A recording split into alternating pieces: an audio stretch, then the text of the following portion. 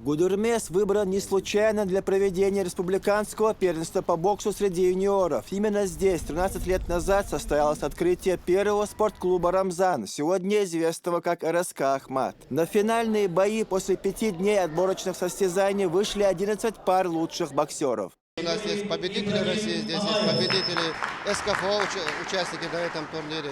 Я так думаю, что, в принципе, неплохо развивается. Бои юниоров проходят по стандарту. 3 раунда по 3 минуты. Судейство объективное. Все финалисты представляют 11 районов республики. Руководству спортклуба «Ахмат» удалось собрать на участие в первенстве 2015 намного больше боксеров по сравнению с прошлыми годами. Растет популяризация бокса, все больше ребятишек хотят заниматься именно этим видом спорта.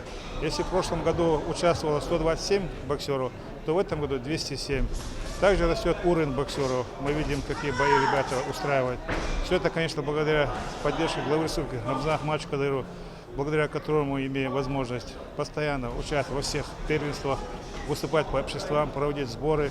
Отсюда и результат. Сегодня в финале и грозненский боксер РСК «Ахмат» Магомед Джавбатыров. 17-летний мастер кожаной перчатки уже имеет в своей спортивной копилке золотую медаль чемпионата Европы по боксу 2013. На этот раз Магомед также одерживает убедительную победу.